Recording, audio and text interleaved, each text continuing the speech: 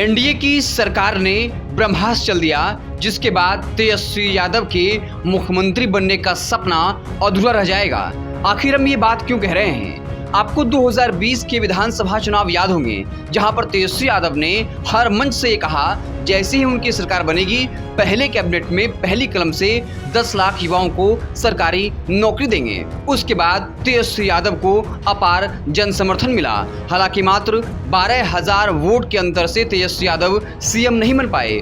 उसके बाद जब नीतीश कुमार के साथ उनकी सरकार बनी तो उन्होंने बाकायदा 5 लाख सरकारी नौकरी दिया और वो ऐसा दावा करते हैं। अब जो है भाजपा और जेडीयू गठबंधन की सरकार ने एक बड़ा फैसला लिया है। स्वास्थ्य विभाग में 45,000 नौकरियां जो हैं वो 4 महीने के अंदर दी जाएगी। और आपको याद होगा उप मुख्यमंत्री सम्राट चौधरी का वो बयान, जहां वो कहते हैं कि हम 2025 से पहले बिहार के युवाओं को 10 लाख सरकारी नौकरी देंगे और फिर उसी आधार पर 2025 के विधानसभा चुनाव में वोट मांगेंगे। और यकीन मानिए, अगर एनडीए की सरकार ऐसा करने में सफल हो जाती है फिर तेजस्वी यादव से एक बड़ा मुद्दा उनके हाथ से छिन जाएगा। क्योंकि तेजस्वी यादव चाहे 2020 का विधानसभा चुनाव हो या फिर 2024 का लोकसभा चुनाव, वो हर मंच से नौकरी को बड़ा मुद्दा बनाते रहे, बेरोजगारी का मसला उठाते रहे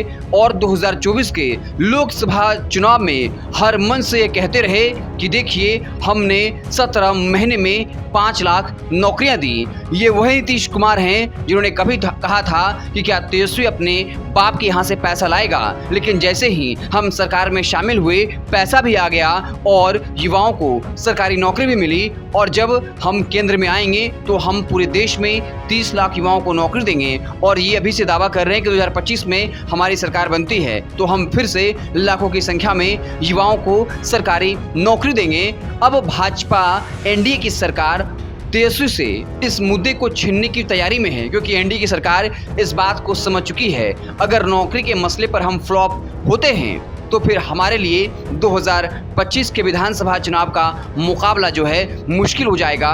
तेजस्वी यादव बाजी मार ले जाएंगे। और उसके बाद जब अब लोकसभा चुनाव के परिणाम आए हैं, जहां बीजेपी को पूर्ण बहुमत प्राप्त नहीं हुआ है, उन्हें अब नीतीश कुमार चंद्रबाबू नायडू पर निर्भर रहना पड़ रहा है। ऐसे में अब एनडीए की सरकार ने एक बड़ा फैसला लिया है और अब स्वास्थ्य क्षेत्र में 45,000 लोगों को 4 महीने के अंदर नौकरी देने का पूरा प्लान जो है वो तैयार है। और सम्राट चौधरी ने जैसा कहा, अगर वाकई में वैसा वो कर देते हैं, अगर वो कुछ लाख युवाओं को भी नौकरी देते हैं, तेजस्वी यादव से उस मुद्दे को छीनने की कोशिश करेंगे और फिर 2025 का विधानसभा चुनाव जो है वो काफ़ी दिलचस्प हो जाएगा। तेजस्वी यादव के मुख्यमंत्री बनने की राह में रोड़ा अटक सकता है अगर वाकई में एनडीए की सरकार लाखों की संख्या में अब से लेकर 2025 के चुनाव से पहले नौकरी देने में सफल होती है। आपको क्या लगता है? कमेंट बॉक्स में ज़रूर बताइएगा। बहुत बहुत धन्यवाद।